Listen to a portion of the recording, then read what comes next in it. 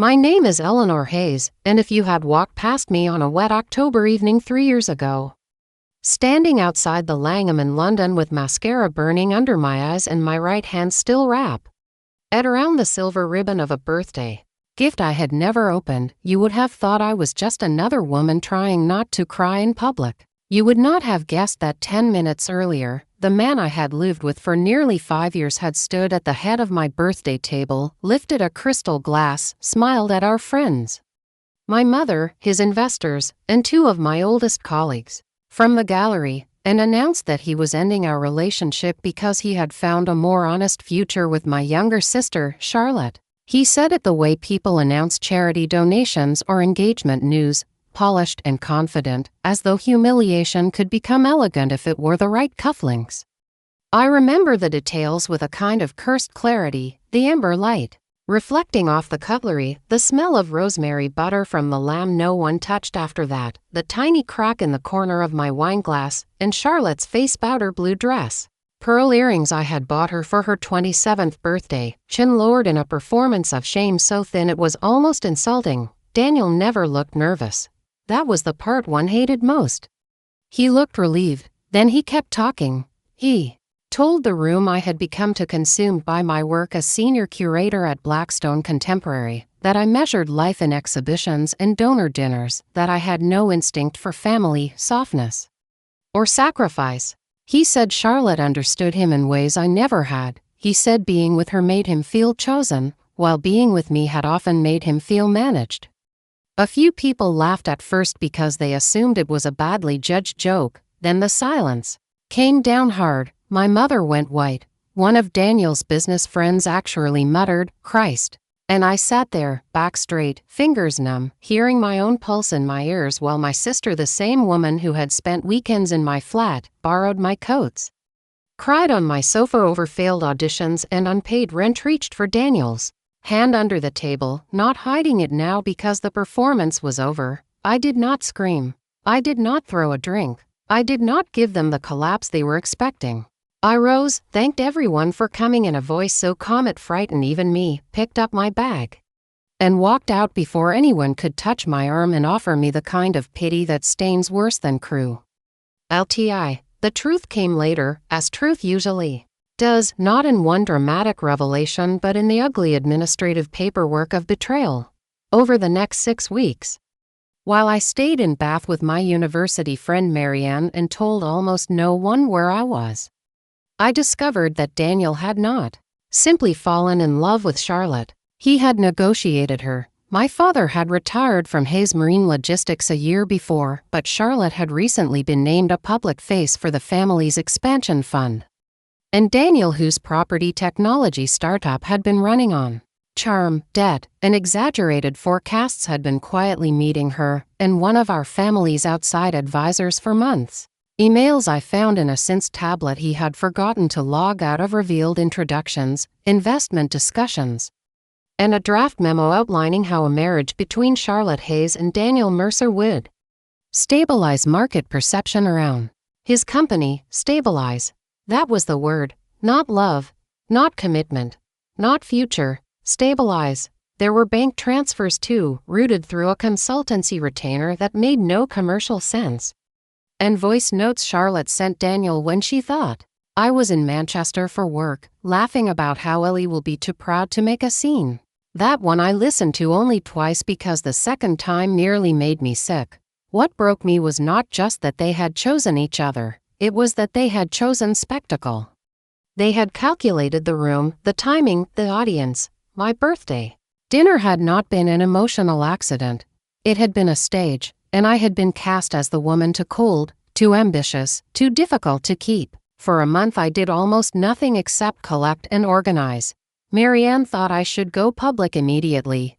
My brother Thomas wanted to confront Daniel in person.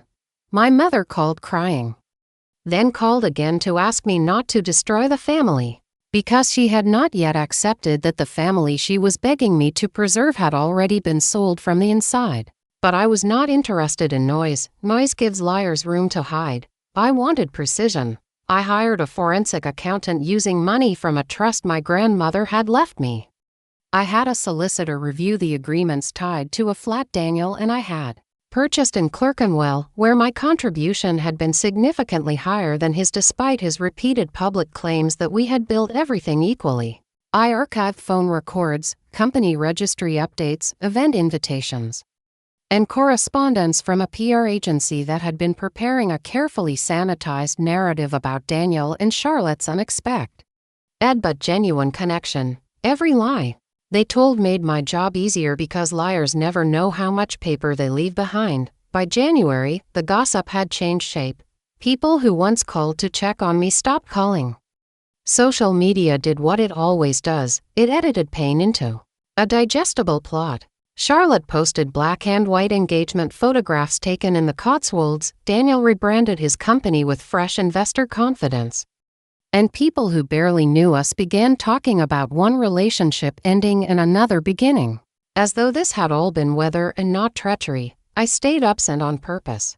I returned to London quietly, rented a serviced apartment in Marylebone under my middle name, went back to work, and let everyone assume I had chosen dignity over confrontation.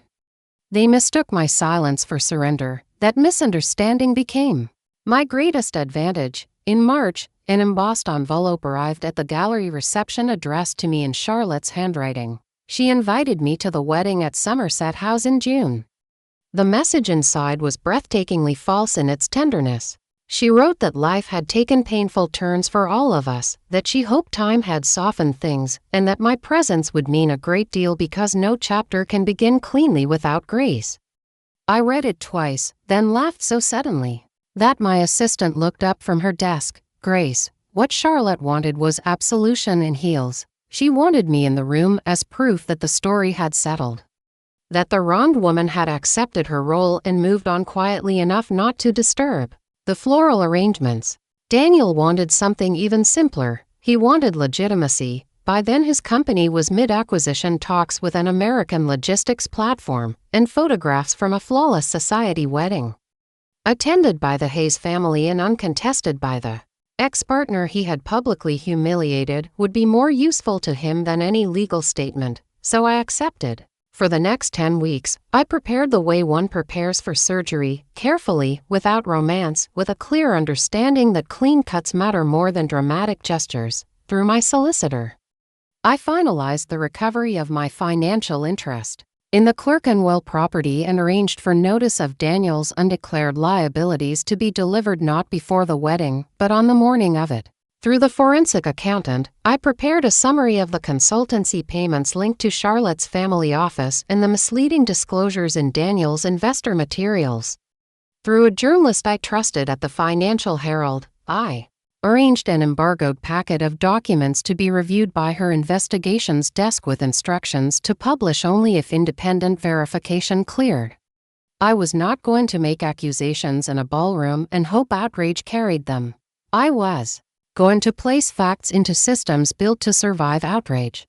On the wedding day, London was bright in the way it rarely is: sharp blue sky, heat gathering on stone, tourists drifting along the Strand, while inside Somerset House staff moved like clockwork around white roses, polished glass, and imported champagne. One wore ivory silk, not because I wanted attention, but because I have learned that composure unsettles guilty people more than visible injury. Several guests stared when I arrived. One aunt actually dropped her program. Daniel saw me first from across the courtyard, and I watched his jaw tighten before he rearranged his face into surprise. Charlotte approached with the careful smile of someone walking toward a sleeping dog she hopes will not ache. Ellie, she said, kissing my cheek, I'm so glad you came. Of course, I told her I wouldn't miss history. She did not understand that sentence until an hour later. The ceremony itself was exquisite in the expensive, bloodless way these events often are. A string quartet played near the staircase. Their vows were full of words like destiny, resilience, and truth, and I wondered whether saying a lie beautifully makes it easier or harder to live with. I waited until the reception, until the speeches, until Daniel's new chairman had finished praising vision and Charlotte's maid of honor had offered a sentimental story from childhood so false I nearly admired its ambition. Then I stood There is a very particular kind of silence that falls in wealthy rooms when a woman who has been expected to remain gracious asks for the microphone. It is not ordinary quiet, it is the sound of calculation freezing. I thanked Charlotte for the invitation. I congratulated Daniel on his remarkable upward trajectory. And then I said that before the toasts continued, there was one more partnership story in the room that deserved proper acknowledgement. I did not raise my voice once. I played a 43-second audio clip first, Charlotte laughing softly, Daniel saying, "By Christmas, investors will stop asking about burn rate once I'm attached to the Hayes name," and then both of them discussing how to stage the separation without making Eleanor sympathetic. Gasps came immediately, not polite gasps, real ones, dragged from people before manners could stop them. I followed with printed copies distributed by two assistants Marianne had hired for the evening and the pretext of event support. On those pages were excerpts of transfer summaries, advisory notes, and the memo using that perfect word, stabilize.